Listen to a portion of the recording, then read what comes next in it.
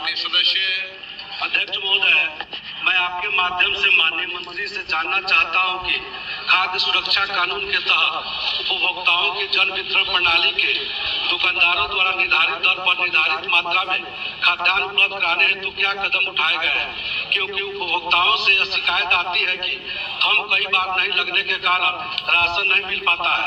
साथ ही यह मेरा कहना भी है कि राशन डीलरों को गुजरात की तर्ज पर देश भर में मानदेय देने की कोई समान व्यवस्था के लिए सरकार कदम उठाएगी। माननीय मंत्री जी।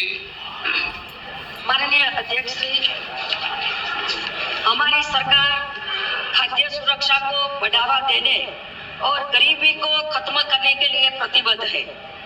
आदरणीय प्रधानमंत्री श्री नरेंद्र मोदी साहब के नेतृत्व में हर गरीब, हर व्यक्ति तक पोषण पहुंचाना हमारी सरकार की प्राथमिकता है। आज हम सबके लिए गर्व की बात है कि विश्व का सबसे बड़ा फूड प्रोग्राम भारत में चल रहा है।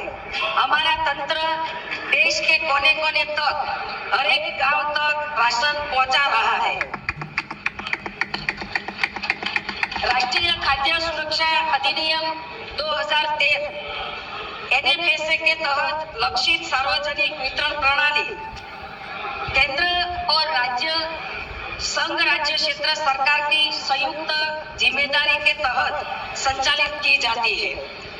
FPS को लाइसेंस देना, उनकी मॉनिटरिंग करना राज्य सरकार का काम है।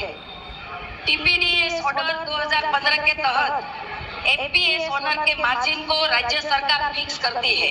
राज्य सरकार FPS को TPDS के अंतर्गत बेचे जाने वाले खाद्यान्न के अतिरिक्त भी कमोडिटी बेचने की अनुमति दे सकती है।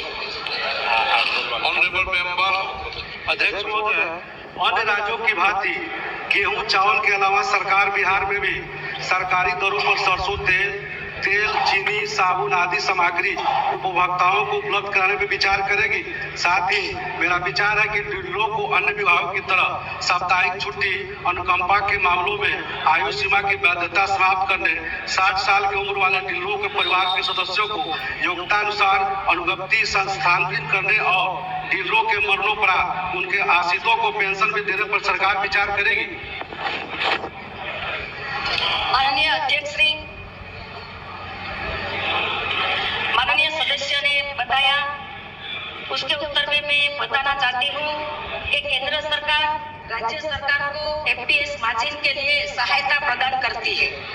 जो जनरल कैटेगरी राज्य के प्रति क्विंटल 45 रुपीस और स्पेशल कैटेगरी राज्य के लिए प्रति क्विंटल ₹135, राज्य सरकार इसके ज्यादा भी मार्जिन फिक्स कर सकती है। श्री के Premachandran. Thank you very much, sir. Sir, the targeted public distribution system is operated under the joint responsibility of the central government and the state government. We do not think. Sir, after targeted public distribution system, the fair price shops, in particular, the dealers are facing very difficulty because the commission is very meager. The margin allowed to the fair price shop dealers, that is the ration dealers, are very meager, very negligible. So the central share is 50% as far as the general category. As far as the special category, it is 75%.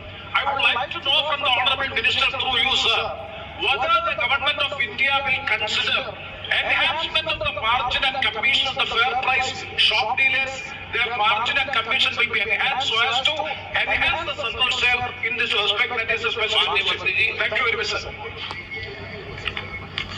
Sir, as rightly quoted by Shri Premchandra, it is a joint responsibility. Let me, through you, sir, brief the entire house and through your entire country.